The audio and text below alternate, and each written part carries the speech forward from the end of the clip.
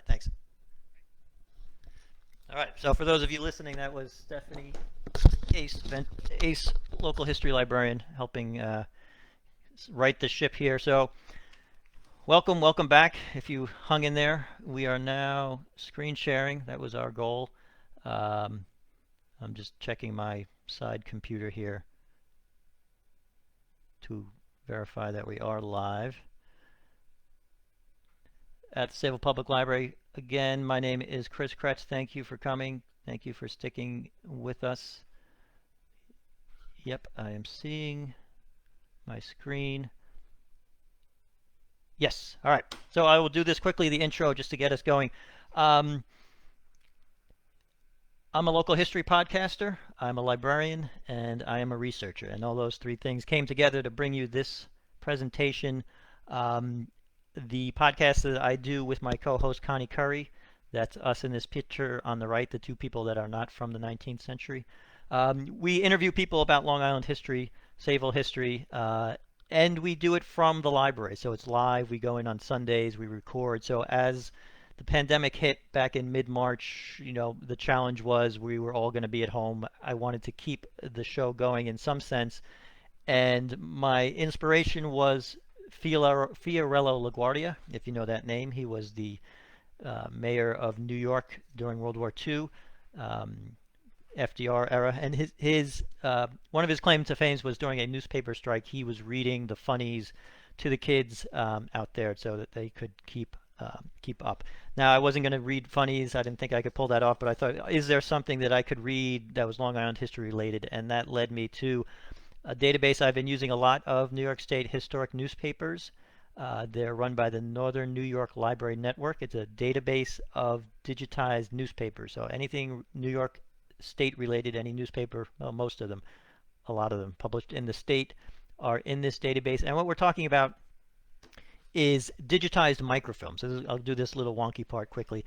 I chose the, I'm going to hide this as I'm looking.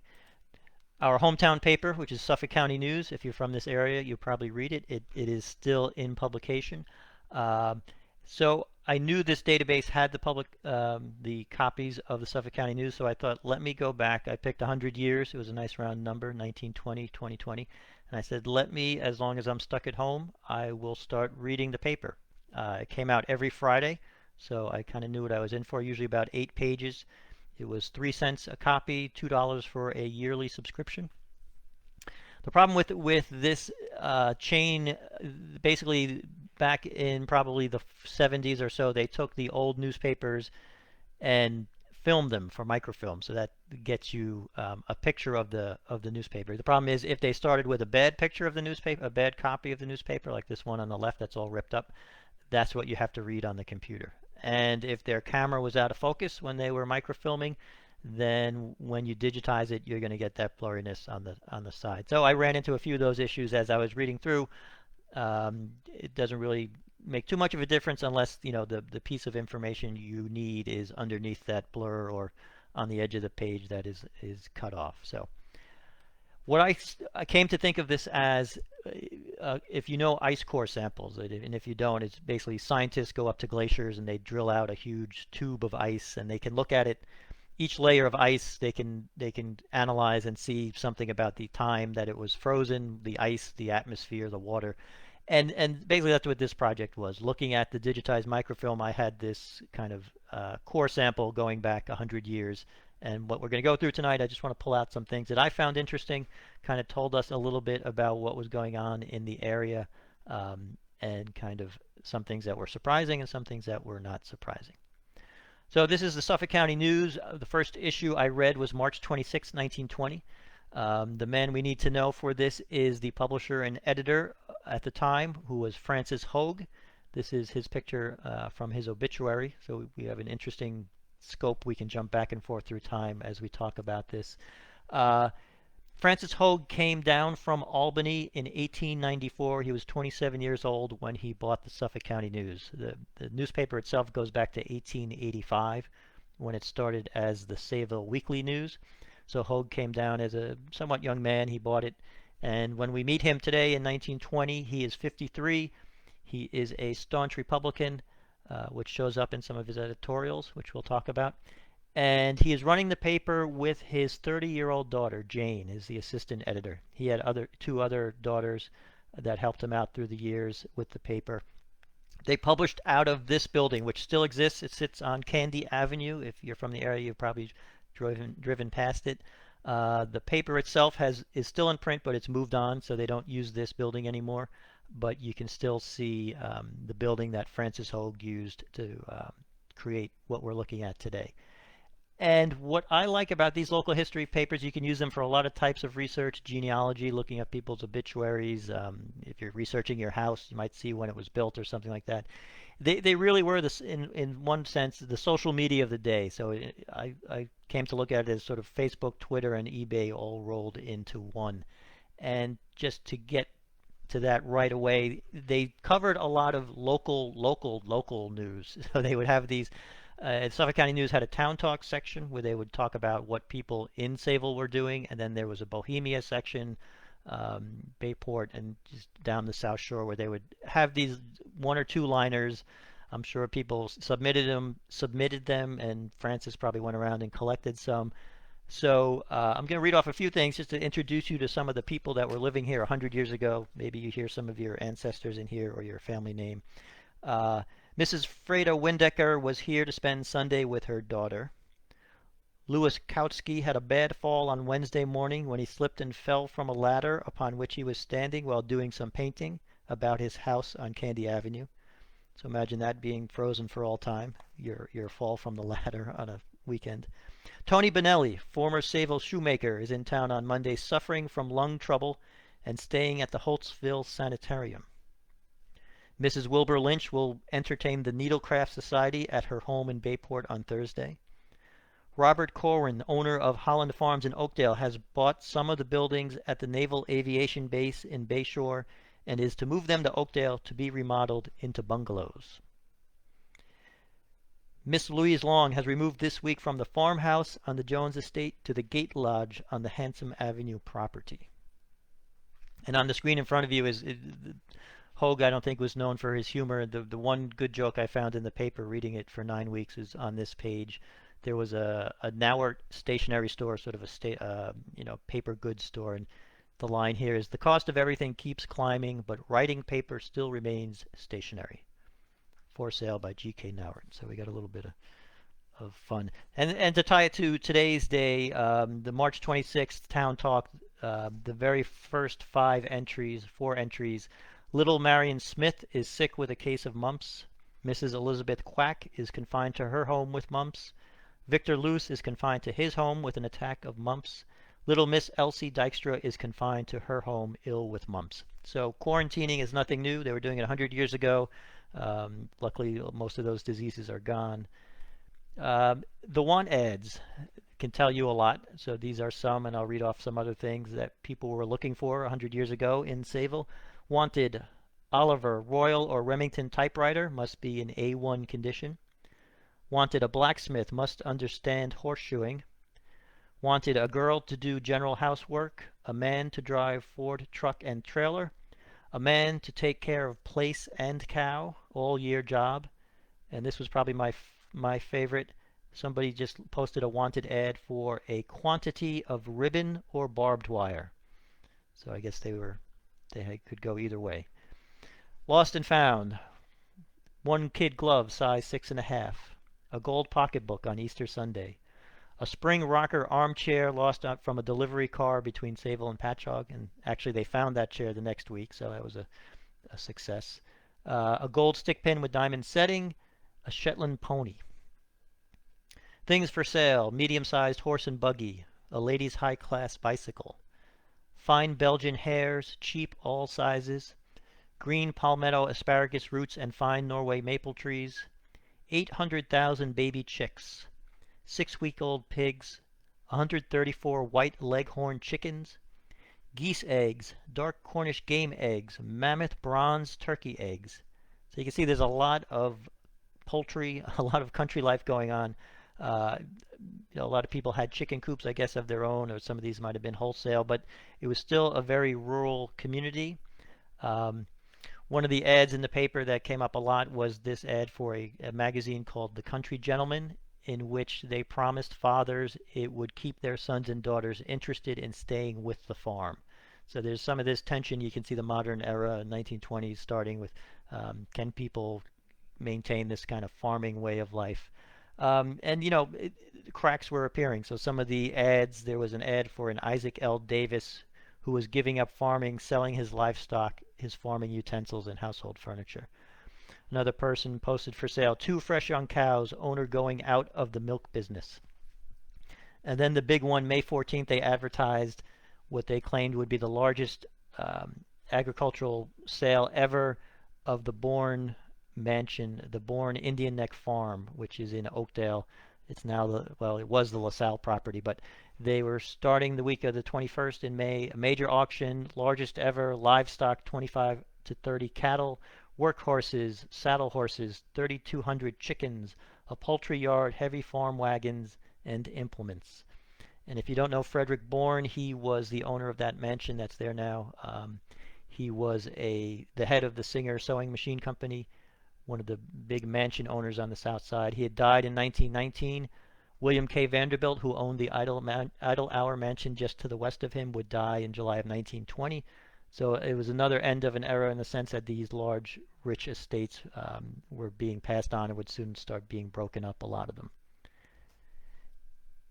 The other change that came up a lot, and I saw a lot of ads for Ira Beebe's Electric Shop. He had a shop on Main Street in Sayville.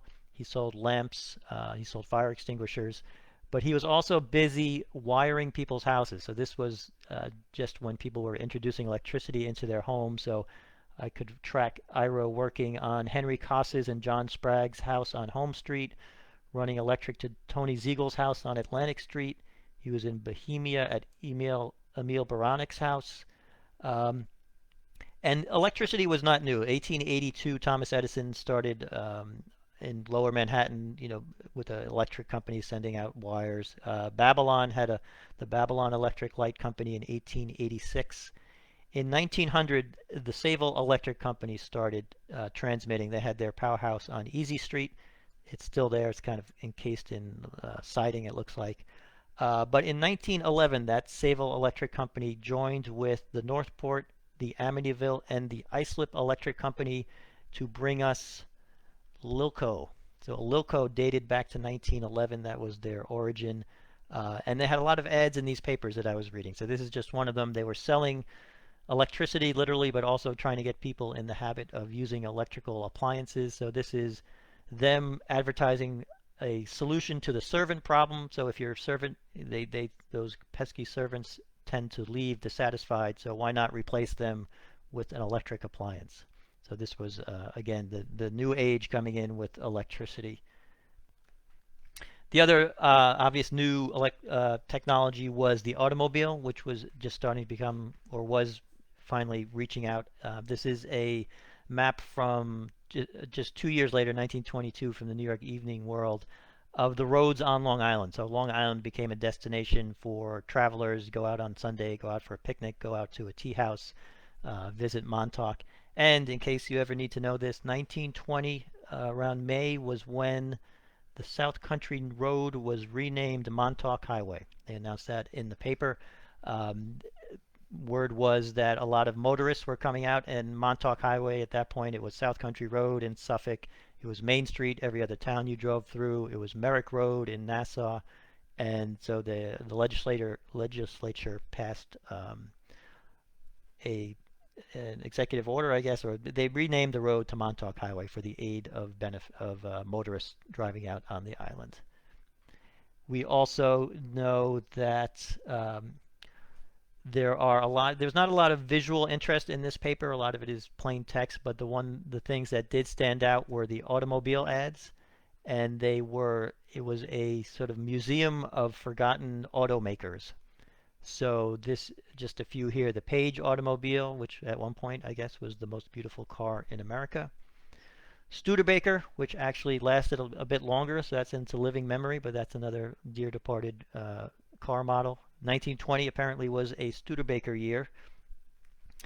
The Oakland, not sure what make that is, but I want to point out the REO, the Rio touring car. That was a company founded by Ransom Eli Olds. So obviously he used his initials. This was his second car company. He did found Oldsmobile, and then when his son forced him out in a way, in a sense, he founded Ransom Eli Olds company.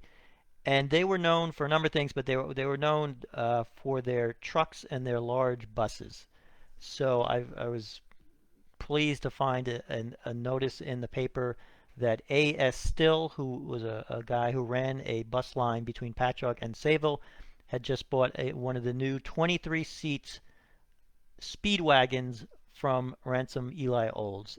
And that is my first encounter with REO Speedwagon. And yes, that is how the band got its name. The legend is that one of the band members wandered into a university classroom on automobile history and saw REO Speedwagon written on the board. So it was an actual car that was for sale in Bayport in 1920. So some other things, people had to learn to drive. It's hard to think of that now, but there were a lot of notes and articles about crashes and people getting caught for speeding. In April 3rd, there was an article about Judge Egbert Lecluse, who was a judge in Great Neck who summered in Sayville. He was working on a case where a driver who had swerved to avoid a horse and wagon on the road wound up running into a cow, and he was pleading not guilty because the cow did not have tail lights. So just goes to show you that you all had to learn somewhere. There's also a lot of notices about people adding garages to their houses. So Frank Rogers was in Sayville erecting a new garage for Charles Callerson in Bayport. Fred Smith was on the Southside Sportsman Club property building a garage for them, and another one for Charles Marston in Blue Point. So again, you think of all these things that come with a car. There was no such thing as a garage until you had a car to put it in. So there you go. So while driving was the new pastime, the old pastime was still there, and that was the national pastime by this point was baseball, which goes back, pre-Civil War. 1920, for some context, was the year that Babe Ruth was sold to the Yankees. So he was coming off a good career with the Boston Red Sox, had won some World Series. He was known as a pitcher, but he could hit for power. And so in 1920, he was going to be a Yankee. Now, the nearest professional team to Sayville was Ebbets Field, the Dodgers in Ebbets Field in Brooklyn. But there was still a love of the game, and there was a vibrant amateur baseball culture on the island. And just the previous year, 1919, Sayville had joined together with Lindenhurst, Babylon, Bayshore, and Patchogue to form the South Shore Baseball League. And Sayville was the initial champion, so they were coming into 1920 as the defending champs. They posted this article calling for support. They're saying they need new uniforms and sweaters. They need the baseball field to be cleaned. They say Huntington is spending $25,000, so come on, Sayville, he'll come out and support us, and we will defend our championship. They met a lot of times in Paul Grove's bowling alley. And thank you for the Sayville Library that had some information on this. So this is a 1917 map of Sayville. This is just north of the track. So where you see Paul Grove's name and the hotel, that is now the Long Island Railroad parking lot. But it was actually a long-standing destination and attraction in the Grove family. So they had the Oakland House. They were operating there. Then they called it Grove's Place. It was just their home for a while, and then Paul added bowling alleys. There was a dance hall. There was an ice house. Some people may remember it from the 1940s and on, when another owner rebranded it as the North Pole Inn. So Grove's Place, he was also their right fielder, so he was involved in planning a lot of this season of baseball. And these were men. These were not, this was not Little League. This was amateur baseball, but these were men with families and jobs. So they were playing on the weekends, but they did take it very seriously. So just to give you some sense of what I was reading, this was sort of the spring training period. June 19th was going to be opening day. April 2nd, the manager was getting people together to clear out the field. And from what I read, it seems like the field was right next to that north lot on the railroad, so they were playing their games there. The league expanded to 8 games, to 8 teams. They added Amityville and Farmingdale. April 23rd, they chose the Spalding baseball as their official ball. April 30th, they kicked Baldwin out, or Baldwin couldn't stay in. Huntington joined. And what was interesting is they had a very clear set of rules. So each team had to put up $50 at the beginning of the season, and if they broke any rules, if they brought in any ringers, they were very clear on where you could get your players from. For an example, Patchogue could only have players from Patchogue and Bellport, and they were allowed 3 from Camp Upton, and we'll get to Camp Upton in a minute. But it was something very serious this baseball season. And just to show you how serious it was, and I was surprised by this, there was, and I am not from this area originally, so maybe this was known, but there was a deep-seated, even in 1920, a deep-seated rivalry between Sayville and Patchogue. So this is from the paper around the same time, and these are some of the same men who played on the baseball team or also on an amateur basketball team. So this is an article that Hogue wrote about a basketball game between Patchogue and Sayville, and he wrote, as in practically every contest, no matter what the game, scheduled between Patchogue and Sayville boys, the basketball game on Saturday night resulted in the usual row. Basically, after halftime, Sayville was losing, kind of a riot broke out, and they had to forfeit the game. But it seems like an annual occurrence that there was bad blood. And that actually spilled over into the paper with Hogue, and one example I can show you is the Ella Reeve case. Ella Reeve was a teenager from Sayville High School. She had disappeared for a number of days and then returned after spending those days at a hotel in Patchogue with a soldier from Camp Upton. Now, the way that Hogue reported it, he painted the authorities in Patchogue as kind of turning a blind eye to it, pretending that it never happened. He reports that the DA from the area came down and told him that if they don't clean house, he was going to. And that did not sit well with Patchogue's village president, who was a local physician named Edward Agate Foster, and he was quoted as saying, after reading Hogue's article, "That fellow Hogue ought to be sat upon, and I am going to do it." So Foster wrote a letter to the paper. He complained about the implications in the article, and he said that I went down to that hotel in Patchogue, and I had a stern talking to. It was a German woman running the place, and that she was not to allow, I guess, unaccompanied or underage women in there with people. And then Foster concluded by saying, Patchogue needs no help from the DA office or elsewhere in cleanup or keeping clean. Now, Hogue took that information, and his next article on the subject was, Naughty, take care, village president Foster scolds Patchogue hotel keeper, and that ends the Reeves case. So Hogue also responded in his article that he would be sure to watch out, and he said, the next thing, some village president will forget that he is a lady and give us a real hard slap on the wrist.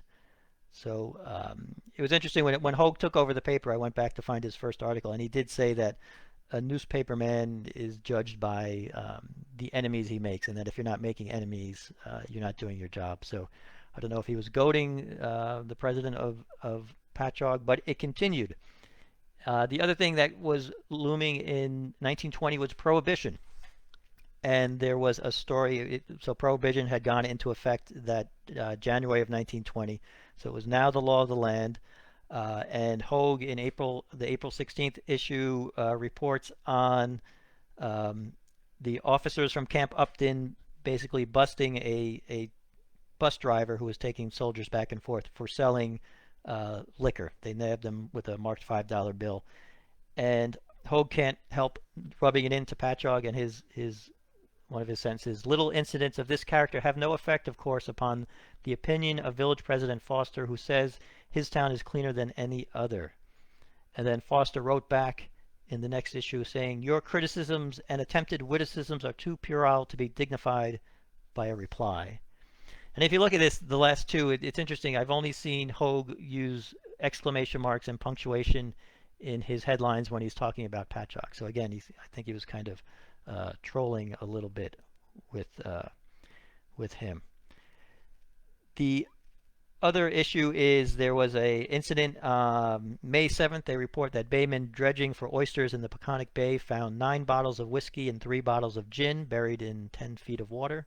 So again, the bootlegging and adjusting to prohibition was just starting on the Long Island, but it would become, as you might have heard in other places, sort of a hotbed of smuggling and bootlegging and speakeasy. So this was sort of the early days of that. But we've mentioned Camp Upton a few times, so just to talk about that issue, the war, World War I, it wasn't World War I then, it was just the war or the Great War, had ended in 1918 with the armistice.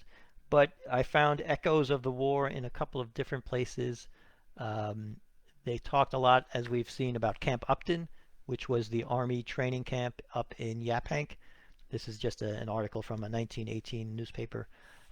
They actually had their own Broadway show. Irving Berlin was one of the had been drafted and assigned there, and he kind of got out of doing the heavier duty by saying, "Hey, let me write a musical." So if you ever see Yip Yip Yip Yip Yap Hank, it is comes out of Camp Upton. But Hogue also writes there was a story in the April 9th issue about the hundreds of musicians in America who threw down their bow and their baton to enter the war. And he was worried about the peace future of warrior musicians and how the delicate mechanisms of their psychology would be affected by the war. But he goes on to say that they returned to their cabaret jazz bands and their theater orchestras, and they seem to be adjusting well. I mentioned that Hogue is a lifetime Republican. He writes on March 26th about the Senate's second refusal to ratify the Treaty of Versailles. And Hogue puts the blame squarely on Woodrow Wilson, on his unbounded egotism, pride of opinion, and stubbornness, and his utter disregard of the deference due to Congress. So again, he was no fan of Woodrow Wilson. He also had some disparaging remarks for Al Smith, the Democratic governor of New York. So again, his editorial column definitely leaned to Republican issues. If you know the name Hal Fullerton, in April 16th, Hal Fullerton was being sent to France. He was touted as Long Island's agricultural wizard. If you don't know him, he was special agent to the Long Island Railroad, so he was involved in helping promote Long Island. And one of the things they latched onto was creating farms. So he created 2 famous farms, one in Wading River, one in Medford. Seemingly grew vegetables out of what people thought was barren scrub oak land. Proved that you could do it, and now he was being sent to France to help revitalize their farmlands by the American Committee for Devastated France with Long Island seeds. So that was some of our effort with that. The other very interesting thing, this was a surprise, so we'll talk about movie theaters in a minute, but the most interesting film I saw advertised during this time period was called The Log of the U-35. And there's actually clips of it on YouTube. This is obviously a foreign silent movie. There would have been, a orchestra accompanying this, but it was actual footage filmed, sort of a documentary that the Germans had filmed on one of their U-boats during the war, and somehow it came to light. Now, 2 years later, 1920 was released. It was sort of released as a peace effort to kind of show the folly of war, but you do get these eerie glimpses of the German crew working on the boat. They do sink some ships. It's usually you see the aftermath, the boats going down. But it played at the unique, a couple of theaters. It played at the Novelty Theatre, which was Sayville's main theater. It's actually still there, roughly in the same place. It's a different structure now, but it's on Railroad Avenue, south of the tracks. They didn't advertise a lot, so when I looked through the paper, there was very scant mention of what was playing there. The bigger, splashier ads were for the theaters in Patchogue. There was the Palace Theater. There was also the new Unique Theater. The old Unique had burned down the year before, but it was just reopening in this time frame as I was reading about it. So they were touting how it was wall-to-wall carpeting and deep seats, and you could see the screen from every seat in the house. Of course, it would have just been a one-screen theater.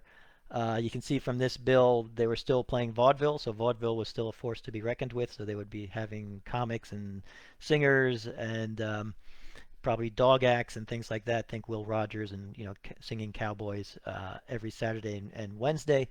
But then there was also the heyday of silent movies, so we see in a few names you might recognize in this. Fatty Arbuckle was sort of the biggest comic at the time.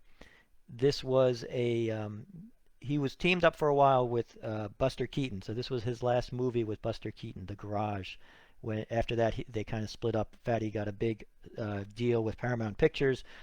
If you don't know his saga, about a year later, 1921, he would go on trial. Unfortunately, there was a wild party, I think in L.A., where he was accused of killing or causing the death of another woman. He went through 3 trials, was acquitted, but his career was pretty much ruined after that.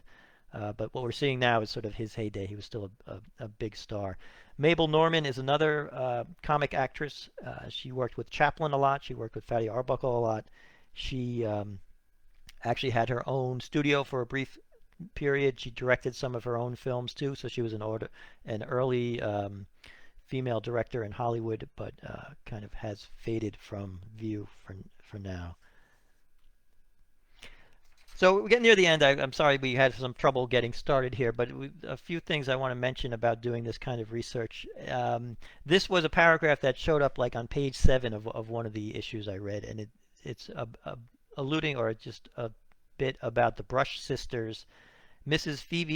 Phoebe K. and Ada Brush, aged Huntington women who recently were released after 10 years detention in the State Hospital for the Insane at Kings Park, will be given custody of their estate without a court fight. And you sort of do a double take and say, wait a minute, 2 aged sisters locked up for 10 years in a mental institution. So with the benefit of these time machines of these digital newspapers, I took a side trip, and I'm just going to show you a little bit about this. I'm still researching the Brush sisters, but they are 2 sisters out of Huntington. This clip is from 1920, but as we sort of zoom in and zoom out, we discover that yes, in 1911 they were dragged off to Kings Park, the asylum. Even then, some people thought it was a little fishy, that they were not insane. There's a backstory of a minister who was getting married, and one of the sisters thought that he had proposed to her, so there's some background, and there were some run-ins with the neighbors, so they were not necessarily well liked. But then we also learned in 1915 they escaped. They got out with the help of a friendly nurse who was sympathetic, thought they were not insane, and they were able to escape the grounds. They were finally caught in Port Jeff after a number of days and brought back to the institution. We saw in 1920 Suffolk County News says that they were going to get their estate back. They had substantial holdings in Huntington. In 1920, the end of the year, they're suing for $1 million. So there's a lot of court documents and stories about them calling the doctors that committed them, and one of the doctors didn't even examine them. So there's a lot to this story. And then, you fast forward to the end, the newspaper research can break your heart. We see in 1927 that, yes, they won their case. They were awarded $1. So you kind of find a thread in these newspapers, and then you start pulling it, and you go back and forth in time, and you get you can see sort of the story from beginning to end, but it takes a lot of different turns. Along the same lines, I want to go back to baseball, because we were talking about the start of the season. Again, Sayville was coming in as the defending champions in the South Shore Baseball League. By early September, they had fallen to 3rd place, but they were still in the hunt, and there are two a high and a low to this story. One, their biggest achievement is they were more exhibition games, sort of a barnstorming game against the Cuban Giants. So on Labor Day of 1920, they played this team, the Cuban Giants, and beat them twice. And what's notable is the Cuban Giants were a well-known Negro team, started in the 1880s. The original version of the team was founded at a hotel, the Argyle Hotel in Babylon, and they went on to become one of the most well-known Negro League teams. They sort of splintered, so there was a couple of different versions of the team after that. The ones that Sayville played in 1920 here was actually called the ex-Cuban Giants, so it's usually spelled with an X in front of Cuban, like the X-Men kind of. But it was sort of some of the former players of this vaunted Cuban Giants team. So for one brief shining moment, Sayville beat them twice on this one day in September. They were tied for 3rd place. Unfortunately, that season, when it was over in October of 1920, Sayville wound up in 4th. They did not repeat as champions. And one of the sad facts was their first baseman, who was one of their superstars, went to work early in September, September 16th, and was killed. I said newspaper research will break your heart. He was killed in this bomb blast, a famous, they think, terrorist attack in 1920.